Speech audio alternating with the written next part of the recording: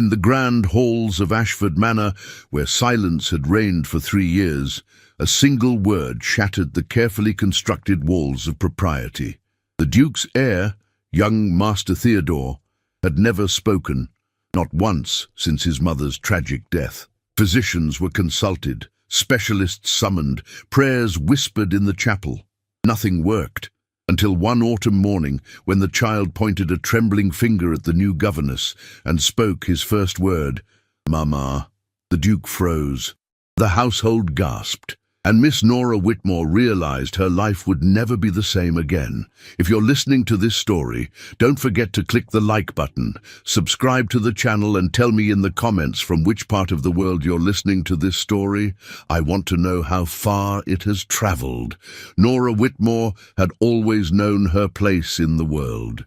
The daughter of a country vicar, she possessed neither fortune nor connections, only a sharp mind and an education far exceeding what society deemed necessary for a woman of her station. At 23, she had resigned herself to a life of genteel poverty, teaching the daughters of minor gentry their letters and watercolors, always grateful, always invisible. When the advertisement appeared in the Times, "Governess required for young heir of distinguished household, Ashford Manor, Derbyshire," Nora had applied without expectation. Dozens of women with better credentials would surely apply. Yet 3 weeks later, she found herself standing before the imposing stone facade of Ashford Manor, her worn travelling case clutched in gloved hands, her heart hammering against her ribs. The manor rose before her like something from a Gothic novel, all grey stone and towering chimneys, windows that caught the weak October sun and threw it back in blinding flashes. Ancient oaks lined the drive, their leaves turning copper and gold, and in the distance she could hear the lonely cry of a peacock from the ornamental gardens. Mrs. Pemberton, the housekeeper, met her at the servants' entrance, a pointed reminder of Nora's ambiguous position, neither family nor truly staff. The woman was tall and angular, her keys jangling at her waist like a jailer's. "You're younger than I expected," Mrs. Pemberton said, her tone suggesting this was a grave disappointment. "His Grace specified someone older, more experienced." "I assure you, Mrs. Pemberton, I'm quite capable," Nora replied, lifting her chin.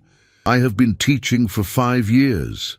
Teaching young ladies their French and needlework is hardly preparation for Master Theodore." The housekeeper's expression softened slightly, and something that might have been pity flickered in her eyes.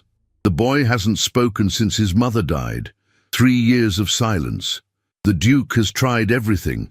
Doctors from London, specialists from Edinburgh, even a mesmerist from Vienna. Nothing has worked."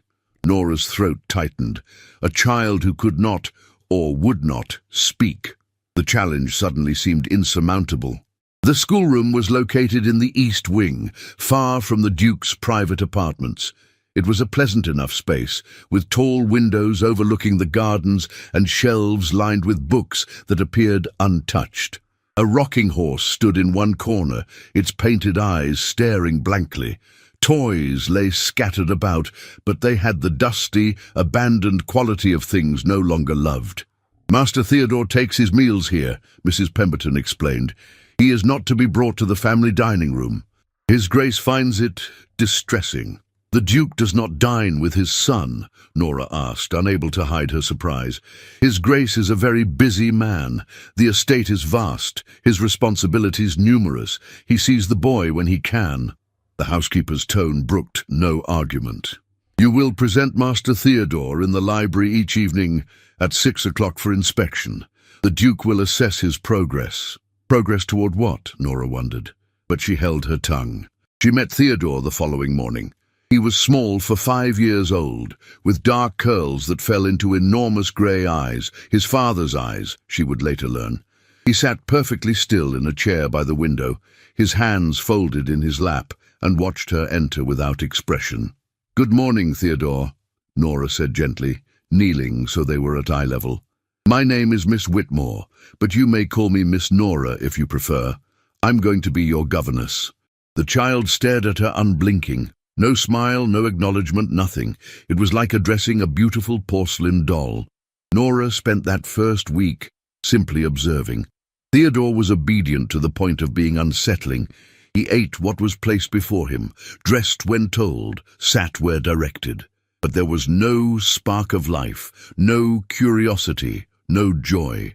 He moved through his days like a ghost haunting his own childhood. The evening inspections were torture. Each day at 6 o'clock, Nora would lead Theodore down the long corridor to the library, where the Duke awaited. His Grace, Alexander Ashford, was everything the manor suggested. Imposing, aristocratic, devastatingly handsome, in a cold, marble statue way. He was perhaps 35, tall and broad-shouldered, with dark hair silvering at the temples and those same grey eyes that his son had inherited. "Has he spoken?" the Duke would ask, not looking at Theodore, addressing only Nora. "Not yet, Your Grace. Has he shown any progress?" "He is a very intelligent child, Your Grace. He understands everything said to him." "That is not what I asked, Miss Whitmore." The Duke's voice was clipped, controlled. "Has he spoken?" "No, Your Grace."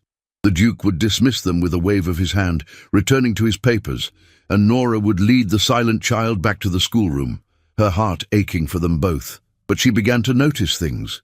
The way Theodore's eyes would follow her around the room, how he would lean slightly toward her when she read aloud, the almost imperceptible relaxation of his small shoulders when she sang softly while tidying the schoolroom in the evenings. One afternoon, 3 weeks into her employment, Nora was reading from a book of fairy tales when she felt a small hand slip into hers.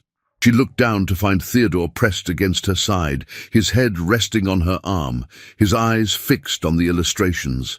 Her throat closed with emotion, but she continued reading, her voice steady, while her free hand gently stroked his dark curls. It was a beginning, small, fragile, but real. Yet Nora could not shake the feeling that something darker lurked beneath Ashford Manor's elegant surface. The servants spoke in whispers about the late Duchess, about her sudden death, about the Duke's cold withdrawal from the world. And there were other whispers too, about Lady Cordelia Ashford, the Duke's younger sister, who lived in the manor's south wing, and who, Nora was told, had very particular ideas about Theodore's future. She had not yet met Lady Cordelia, but she would soon. And when she did, Nora would understand that her position at Ashford Manor was far more precarious than she had ever imagined. The summons came on a grey November morning, delivered by a footman whose expression suggested he pitied her. Lady Cordelia Ashford requested Miss Whitmore's presence in the morning room immediately. Nora had been at Ashford Manor for 6 weeks. In that time, Theodore had begun to smile. Small, fleeting expressions that lit his face like sudden sunshine. He would take her hand now without prompting, would lean against her while she read, would even play with his toys when she sat nearby. But still, he had not spoken. The morning room was decorated in shades of cream and gold, elegant and feminine. Lady Cordelia sat by the window, a vision of aristocratic beauty in a gown of deep burgundy silk. She was perhaps 28, with the same dark hair and grey eyes as her brother, but where the Duke's features were severe, hers were delicate, almost doll-like. Beside her sat another woman, younger, blonde, dressed in the height of fashion. "Miss Whitmore," Lady Cordelia said, not rising. "How kind of you to join us. This is Miss Charlotte Pemberton, my dear friend and companion. She has just returned from London." Nora curtsied, noting that Charlotte Pemberton bore no resemblance to the housekeeper. "My lady, Miss Pemberton. Do sit down." Lady Cordelia gestured to a chair positioned at a distance from the settee, a subtle reinforcement of hierarchy. "We wish to discuss Theodore's progress, or rather his lack thereof." "Master Theodore has made considerable progress, my lady," Nora said carefully. "He is more engaged, more responsive, but he has not spoken." Lady Cordelia's tone was pleasant, but her eyes were cold. 6 weeks, Miss Whitmore, and not a single word. My brother is growing impatient. With respect, my lady, the child has suffered a tremendous loss. He requires time, patience, and what he requires, Charlotte Pemberton interrupted, her voice sharp, is a governess who can actually perform her duties. Lady Cordelia has been telling me about your unconventional methods, allowing the boy to sit in your lap, singing to him like a common nursemaid. Really, Miss Whitmore, you forget yourself. Heat flooded Nora's cheeks. I am providing the child with affection and security, which he desperately needs. You are providing him with an unhealthy attachment, Lady Cordelia said smoothly. Theodore is the heir to a dukedom. He must learn discipline, propriety, emotional restraint. Instead, you are encouraging him to become dependent on a woman who is, forgive me for being blunt, entirely inappropriate as a maternal figure. The words struck like a physical blow. Nora's hands clenched in her lap. I have never presumed. Haven't you? Charlotte leaned forward, her pretty face twisted with malice. The servants talk, Miss Whitmore. They say the boy follows you everywhere, that he cries when you leave the room, that he clings to you like you were his mother. That is a natural response from a child who has been starved of affection. Nora's voice rose, despite her efforts at control. Master Theodore lost his mother when he was barely 2 years old. He has been isolated, treated like a problem to be solved, rather than a child to be loved. Enough. Lady Cordelia stood, her silk skirts rustling. You overstep, Miss Whitmore. Dramatically.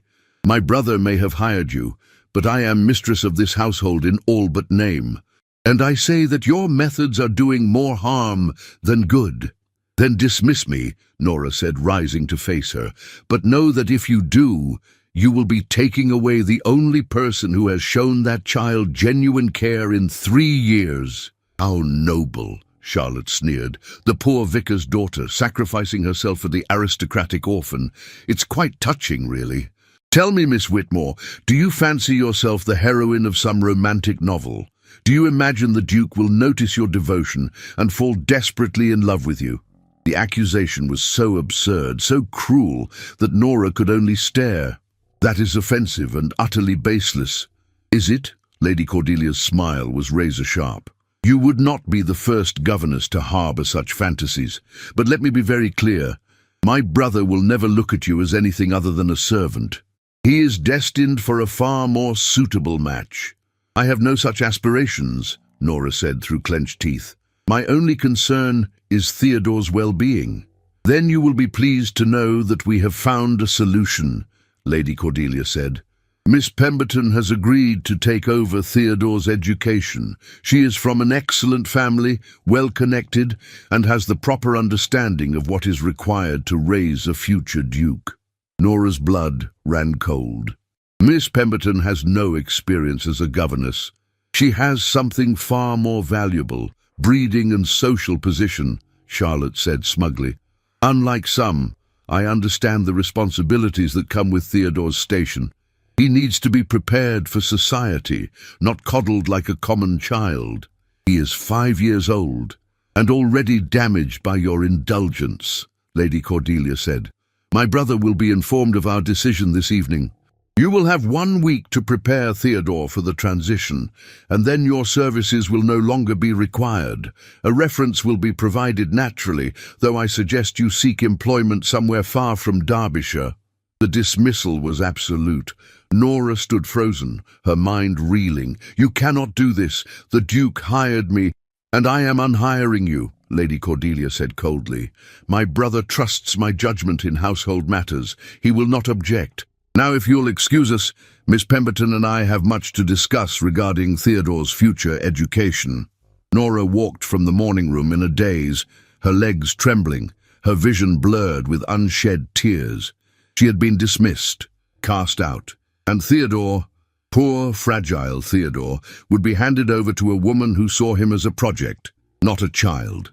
She made her way blindly through the corridors, not seeing the servants who pressed themselves against the walls to let her pass, not hearing the whispered conversations that fell silent at her approach.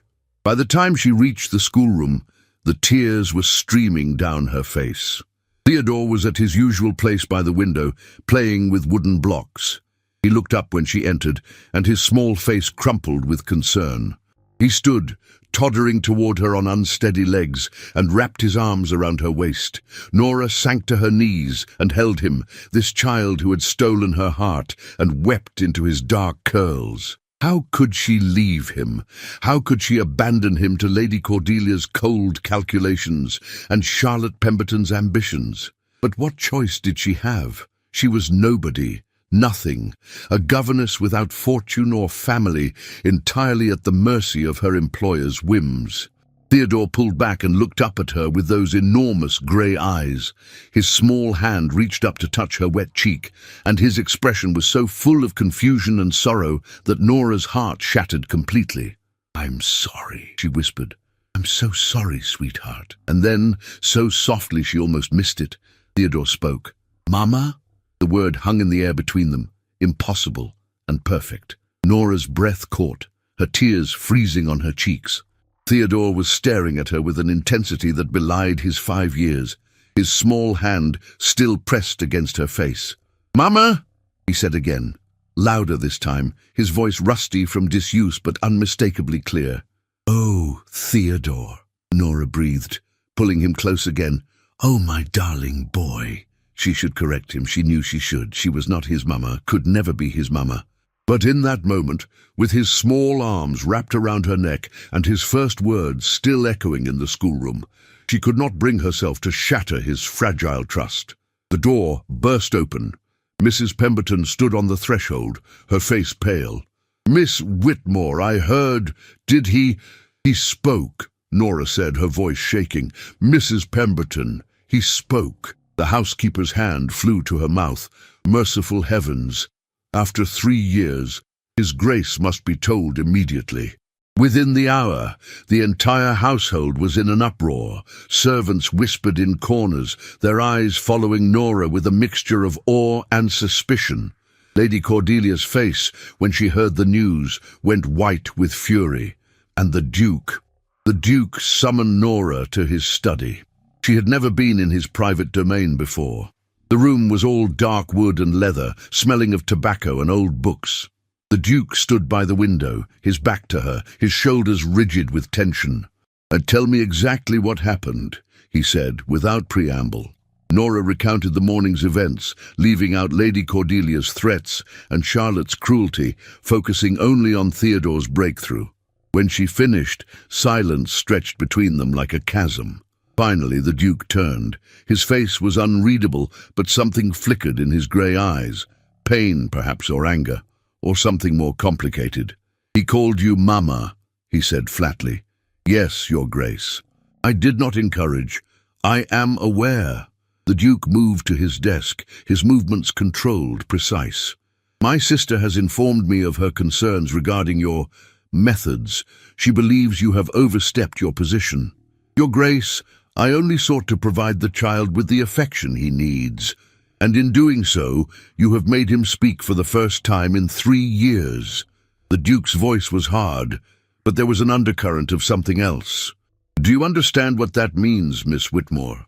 That he is healing, that he has transferred his attachment from his mother to you." The Duke's jaw clenched. "That he sees you as a replacement for the woman he lost. I never intended—" "Intentions are irrelevant." The Duke picked up a letter from his desk, his fingers white-knuckled around the paper. "My sister wishes me to dismiss you. She has already arranged for Miss Pemberton to take your place." Nora's heart sank. "I see. No.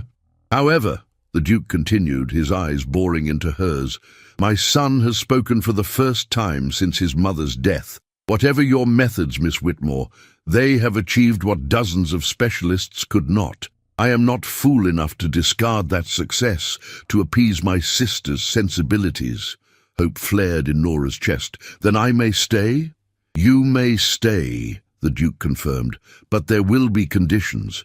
You will not allow Theodore to call you Mama. You will maintain appropriate distance, and you will prepare him gradually to be less dependent on your presence. Is that understood?" "Yes, Your Grace."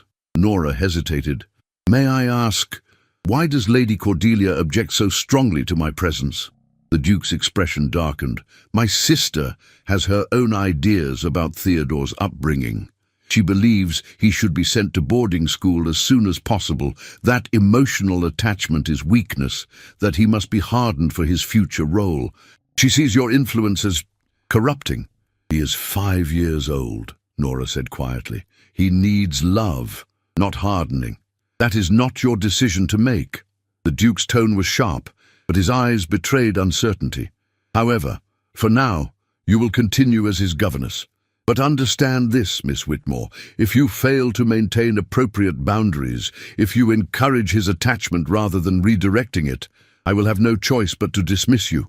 My son is the heir to a dukedom. He cannot afford to be weak.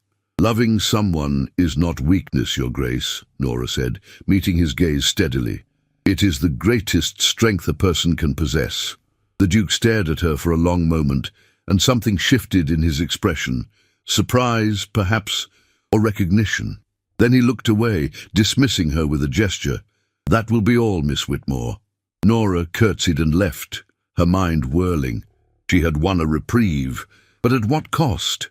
How could she maintain distance from a child who had finally begun to trust her? How could she redirect his affection when he had been starved of it for so long? The answer came from an unexpected source. 2 days later, a carriage arrived at Ashford Manor bearing an elegant older woman with silver hair and sharp, intelligent eyes. She was announced as Lady Margaret Thornbury, the late Duchess's aunt, who had been travelling abroad and had only just learned of Theodore's breakthrough.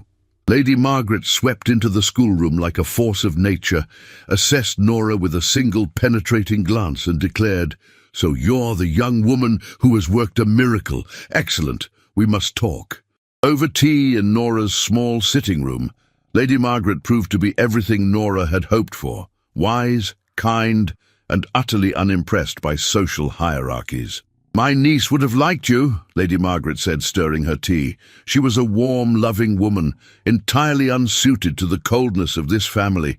When she died, something in Alexander died with her. He withdrew from Theodore because the boy reminded him too much of what he'd lost." "That is heartbreaking," Nora murmured. "It is selfish," Lady Margaret corrected firmly. "A child needs his father, grief or no grief, and Cordelia—" She shook her head. "That woman has been trying to control this household since she was 16. She sees Theodore as a pawn in her social ambitions. She wants him molded into a perfect aristocratic heir, all polish and no heart." "What should I do?" Nora asked. "The Duke has ordered me to maintain distance, but Theodore has only just begun to trust me." "You will do exactly as you have been doing," Lady Margaret interrupted. "You will love that child, guide him, help him heal, and you will ignore Cordelia's machinations. I intend to stay at Ashford Manor for the foreseeable future, and I will ensure that you are protected." "Why would you do that for me?" "Because my great-nephew deserves better than what this family has given him," Lady Margaret said simply. "And because I see in you something rare, genuine compassion without ulterior motive. You do not want the Duke's fortune or his title. You simply want Theodore to be happy." "I do," Nora admitted. "More than anything. Then we are allies." Lady Margaret smiled. "Now tell me everything about his progress. I want to know every detail." Over the following weeks, Lady Margaret's presence transformed the atmosphere at Ashford Manor.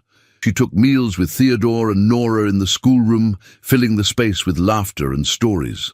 She confronted Lady Cordelia directly, making it clear that any attempt to dismiss Nora would be met with fierce opposition. And, most surprisingly, she began to draw the Duke back into his son's life. It started with small things. Lady Margaret would arrange for Theodore to be in the library when the Duke was working, quietly playing with his toys. She would invite the Duke to join them for tea in the gardens. She would mention, casually, Theodore's latest achievements: a drawing he had made, a story he had listened to with rapt attention, a question he had asked. And slowly, almost imperceptibly, the Duke began to thaw. Nora noticed him watching Theodore during their evening inspections, his expression less severe, more contemplative. Once, she caught him smiling at something Theodore had said, a simple observation about a bird outside the window, but spoken with such earnest curiosity that even the Duke's icy reserve had cracked. But it was during a winter storm, 2 months after Theodore's first words, that everything changed. Thunder crashed over the manor, rattling the windows. Theodore, terrified, had run to Nora's small bedroom adjacent to the schoolroom, crying for his mama. Nora had held him, soothing him, singing softly until his sobs subsided. She had not heard the door open, had not known the Duke was standing there, watching, until she looked up and met his eyes. For a long moment, they simply stared at each other across the darkened room. Nora in her nightgown, Theodore curled in her arms, the Duke in his shirt-sleeves, his hair dishevelled, his expression raw with emotion. "He was frightened," Nora whispered. "I'm sorry. I should have—" "No." The Duke's voice was rough. "Don't apologize. May I?" He gestured toward the bed, and Nora, too surprised to refuse, nodded. The Duke sat on the edge of the mattress, his eyes fixed on his son. "Theodore," he said softly, "it's all right. It's only a storm."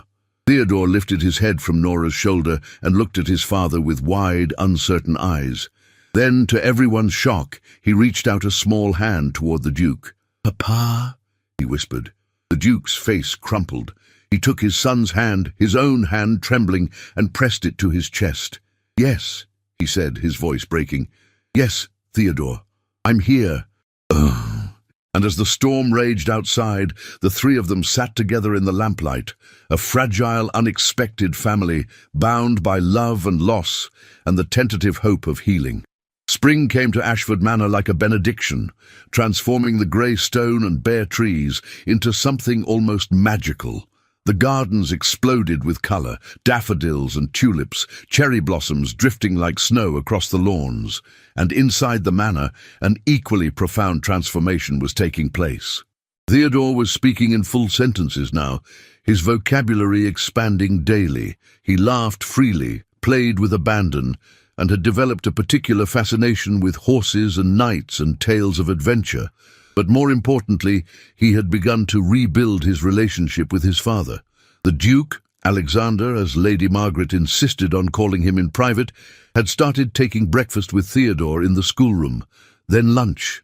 Then he began reading to his son before bed, his deep voice stumbling over fairy tales and fables with an earnestness that made Nora's heart ache. The cold, distant aristocrat was slowly becoming a father again. But this transformation did not please everyone. Lady Cordelia's resentment had calcified into something darker. She watched Nora with barely concealed hatred, her smiles sharp as knives. Charlotte Pemberton, still resident at the manor as Lady Cordelia's companion, had taken to making cutting remarks whenever their paths crossed. "Still here, Miss Whitmore?" Charlotte would say, her tone dripping with false sweetness. "How remarkable! I would have thought you'd have moved on to your next conquest by now." Nora ignored these barbs, focusing instead on Theodore's continued progress. But she could not ignore the whispers that had begun circulating among the servants. Whispers that the Duke was becoming too attached to his son's governess, that he looked at her with more than professional regard, that Lady Cordelia was planning something drastic. The crisis came in late April, when Lady Cordelia announced that she was hosting a grand house party to celebrate Theodore's 6th birthday. It would be a week-long affair with guests from London and beyond, aristocrats, politicians, eligible young ladies of impeccable breeding. "It is time for Alexander to remarry," Lady Cordelia declared at dinner one evening, her voice carrying through the dining room. "Theodore needs a proper mother, and the estate needs a duchess. I have invited several suitable candidates." Nora, taking her meal in the schoolroom as always, heard about this pronouncement from a sympathetic housemaid. The news struck her like a physical blow, though she could not have said why. The Duke's marital prospects were none of her concern. She was merely the governess. Yet the thought of another woman taking the late Duchess's place, of Theodore calling someone else Mama filled her with a grief so profound it frightened her. "You're in love with him," Lady Margaret said bluntly, finding Nora in the gardens the next afternoon, her eyes red from crying. "I am not," Nora protested weakly. "That would be absurd. He is a duke, and I am—" "A woman of intelligence, compassion, and strength," Lady Margaret interrupted. "Everything this family needs. Everything Alexander needs, though he's too stubborn to admit it." "It doesn't matter what I feel," Nora said. "He will marry someone appropriate, and I will continue as Theodore's governess, if I am allowed." "And if you're not allowed?" Lady Margaret asked gently. "If the new Duchess decides she wants her own choice of governess, what then?" Nora had no answer. The house party began on a Friday, with carriages arriving throughout the afternoon, disgorging elegantly dressed guests who exclaimed over the manor's beauty and Lady Cordelia's exquisite taste. Nora kept Theodore in the schoolroom, away from the chaos, but she could hear the laughter and music drifting up from below. On Saturday evening, Lady Cordelia insisted that Theodore be presented to the guests at a formal dinner. He was to be dressed in his finest clothes, brought down to the dining room, and shown off like a prize pony. "It's important that he learn to navigate society," Lady Cordelia said when the Duke questioned the plan.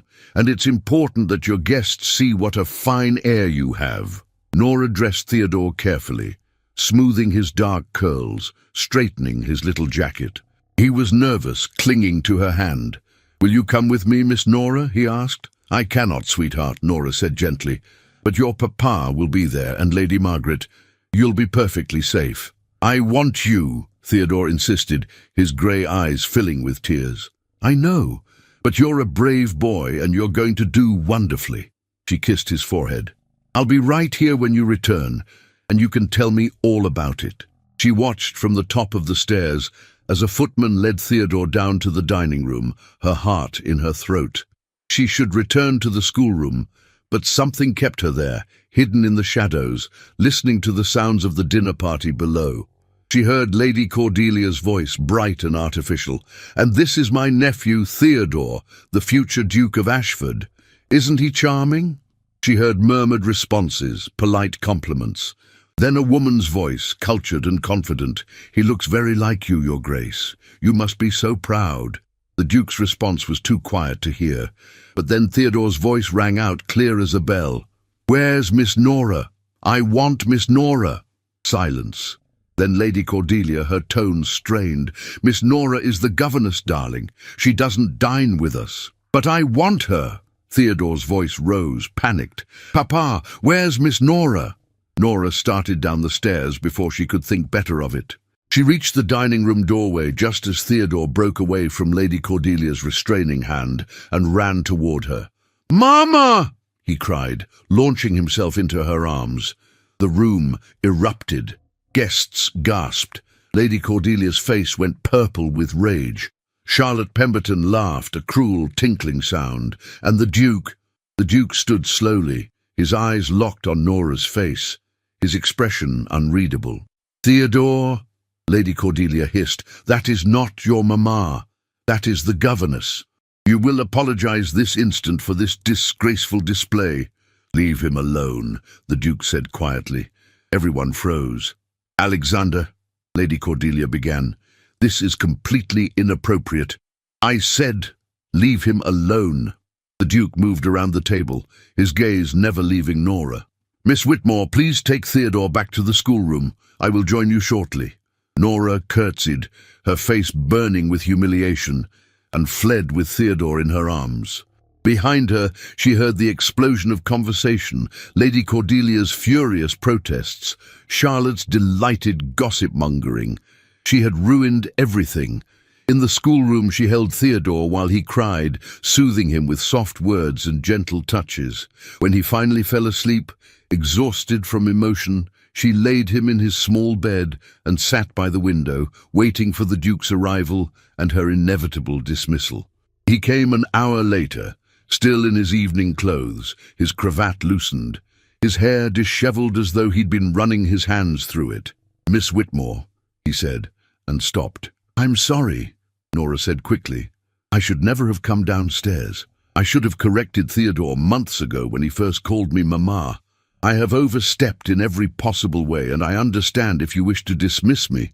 "I don't wish to dismiss you," the Duke interrupted. "I wish to marry you." Nora's mind went blank.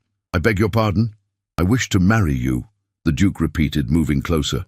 "I have been a fool, Miss Whitmore, a blind, stubborn fool. I have watched you with my son for months now, watched you bring him back to life, watched you give him the love and security he desperately needed. And somewhere along the way, I fell in love with you." "That's impossible," Nora whispered. "I'm a governess. You're a duke. You need to marry someone appropriate, someone of your own class." "I need to marry someone who loves my son," the Duke said fiercely. "Someone who sees him as a child, not an heir. Someone who has already proven herself to be everything a mother should be.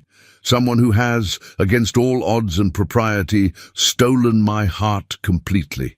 "Your sister will never allow it," Nora said, even as hope bloomed in her chest.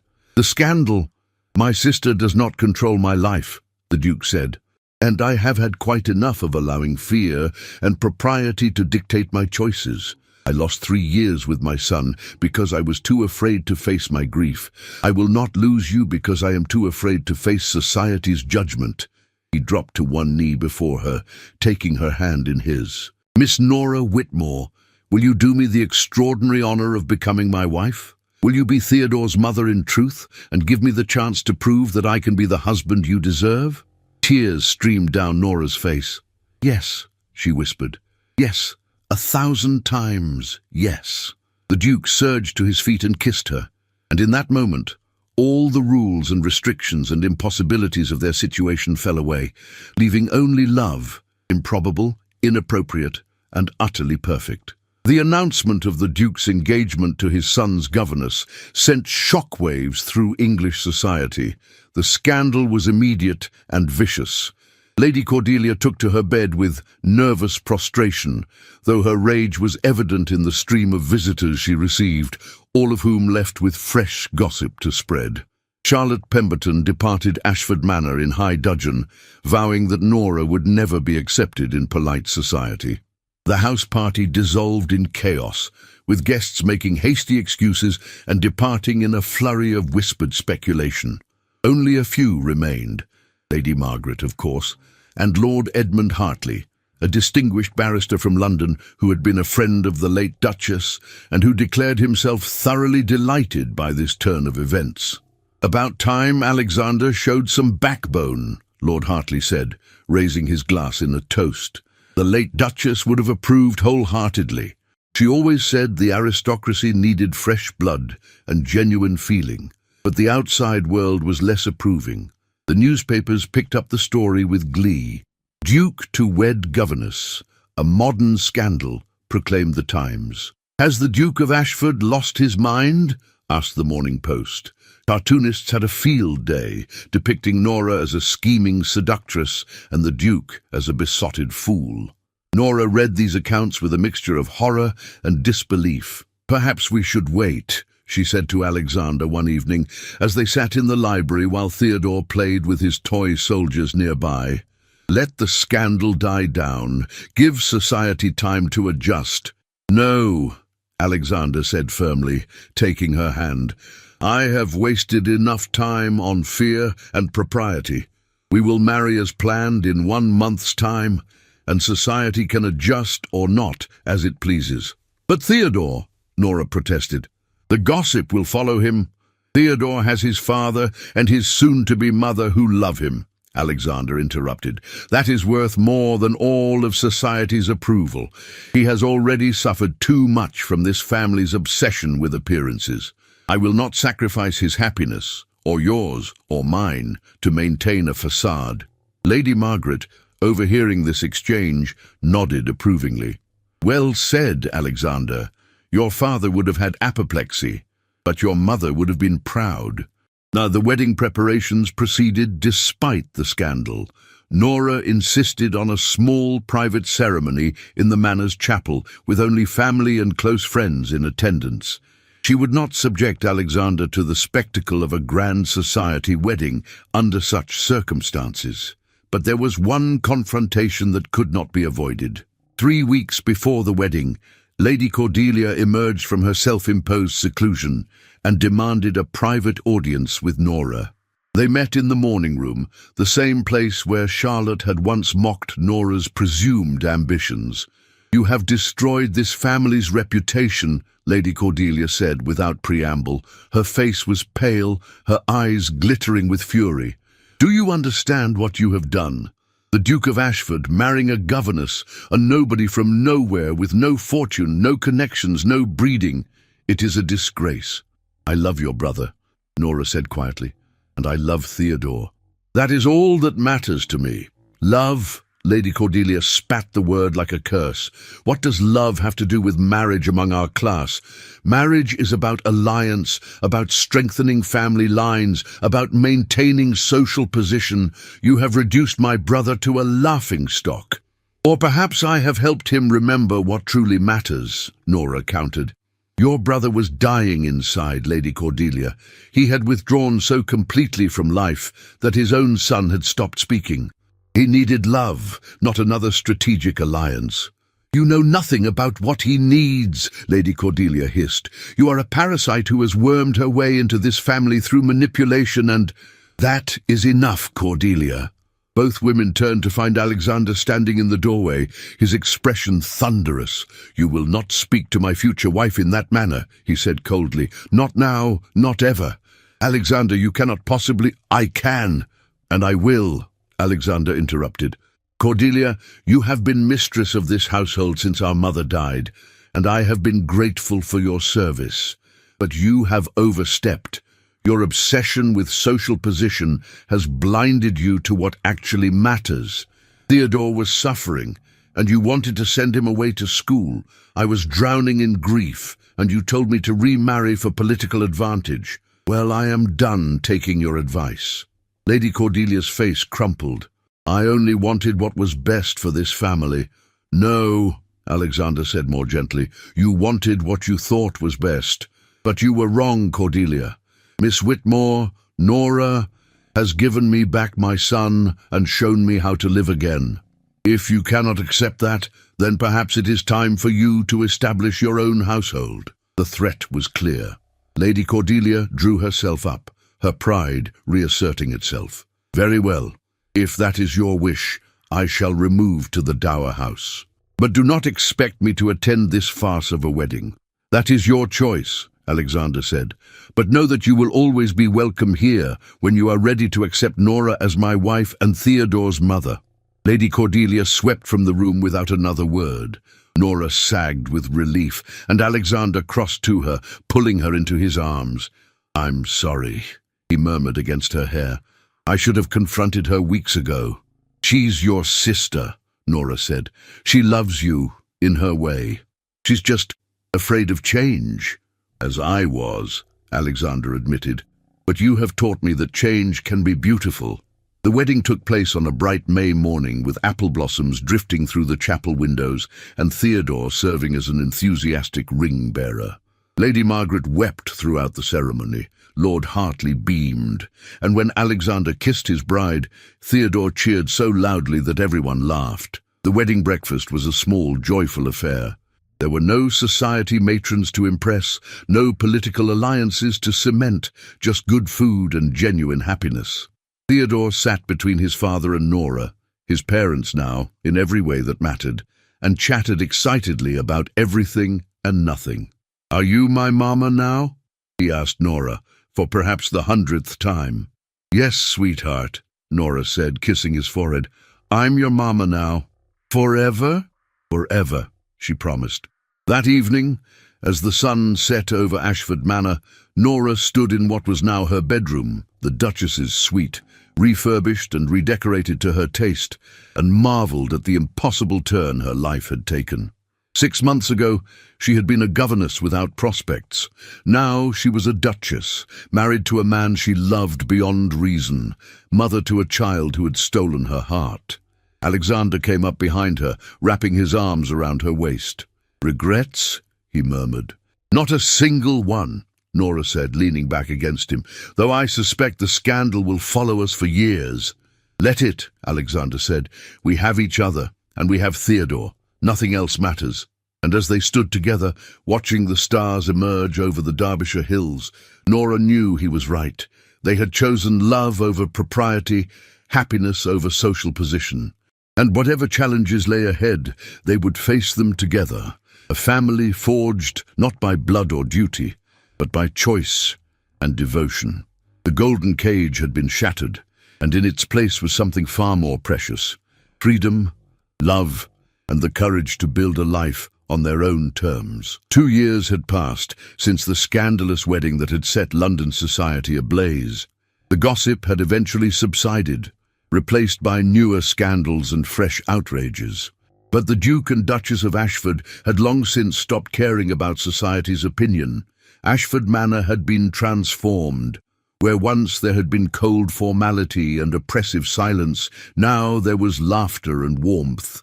The schoolroom had been expanded into a bright, cheerful space, filled with books and art supplies and scientific instruments.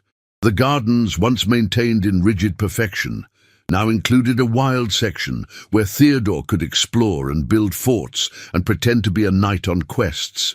Theodore himself, now nearly 8 years old, was thriving.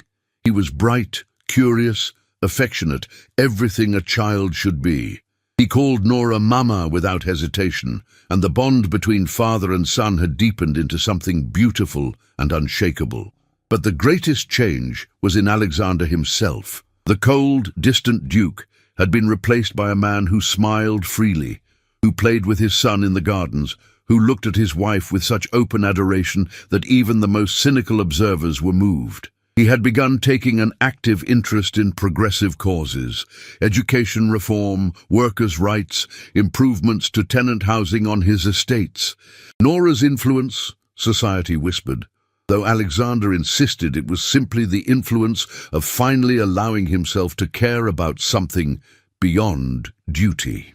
On a warm June afternoon, Nora sat in the garden with Lady Margaret, watching Theodore chase butterflies with a net while Alexander read nearby, occasionally looking up to smile at his family. "You've worked a miracle," Lady Margaret said, sipping her tea. "This family was dying, and you brought it back to life." "I simply loved them," Nora said. "That's all." "That's everything," Lady Margaret corrected. "And it's more than this family has had in generations. The Ashfords have always prized duty over feeling, position over happiness. You changed that." "We changed it together," Nora said, glancing at Alexander. "He was brave enough to choose love over propriety. That took tremendous courage, as did accepting his proposal," Lady Margaret pointed out. "You knew the scandal it would cause, the difficulties you would face, yet you said yes anyway." "How could I not?" Nora smiled. "I loved him. I loved Theodore, and I still believe, that love is worth any amount of scandal."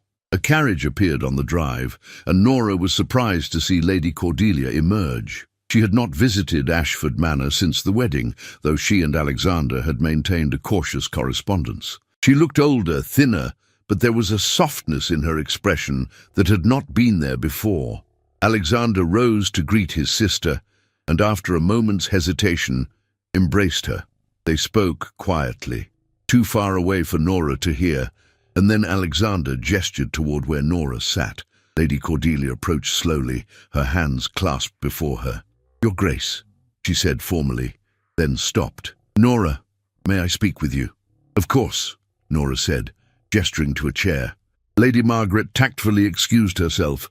Lady Cordelia sat stiffly, not meeting Nora's eyes. "I owe you an apology," she said finally. "I have been unkind, cruel even. I allowed my fear of change and my obsession with propriety to blind me to what was truly important. You have made my brother happy. You have given Theodore the mother he needed, and I have been wrong about everything." "You love your family," Nora said gently. "You were trying to protect them in the only way you knew how." "I was trying to control them," Lady Cordelia corrected. "There is a difference.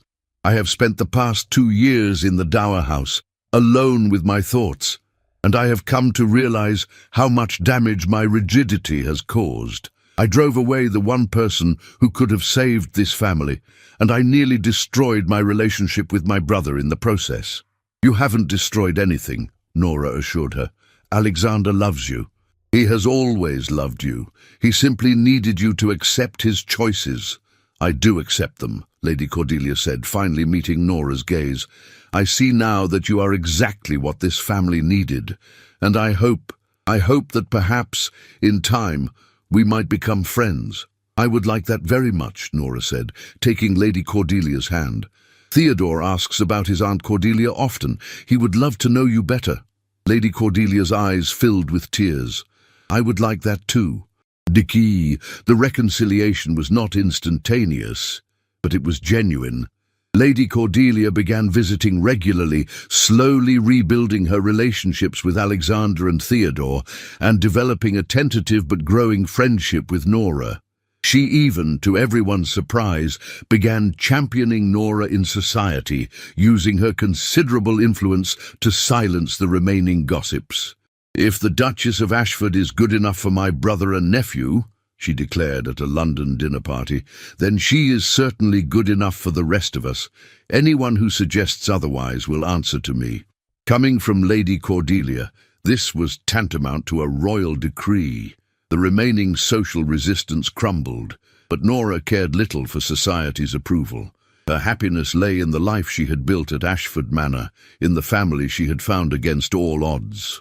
One evening, as she tucked Theodore into bed, he looked up at her with those serious grey eyes, so like his father's. "Mama," he said, "do you remember when I first called you that?" "I do, sweetheart," Nora said, smoothing his hair. "You were very brave that day." "I knew you were my mama even then," Theodore said.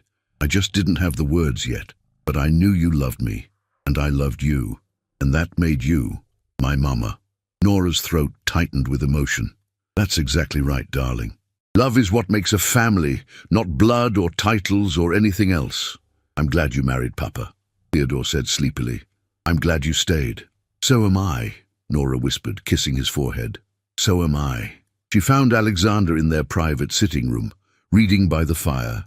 He looked up when she entered, and the love in his eyes still took her breath away, even after 2 years of marriage. "He's asleep?" Alexander asked, setting aside his book. "Finally," Nora said, settling beside him. "He wanted to talk about the day he first called me Mama. The day that changed everything," Alexander said, pulling her close. "I was terrified, you know. When I realized I was falling in love with you, it seemed impossible, inappropriate, doomed to failure." "And yet here we are," Nora said, resting her head on his shoulder.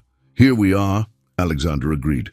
"Happy together, with a son who is thriving and a future that looks nothing like what I imagined, and is infinitely better for it." "Do you ever regret it?" Nora asked. "The scandal, the gossip, the way we defied every social convention." "Not for a single moment," Alexander said firmly. "You taught me that true nobility has nothing to do with titles or bloodlines. It's about courage, compassion, and the willingness to fight for what matters. You are the most noble person I have ever known, Nora Ashford, and I am honored to be your husband." Nora turned to kiss him, her heart full to overflowing. They had faced scandal and opposition, had defied society's expectations and rewritten the rules of their world.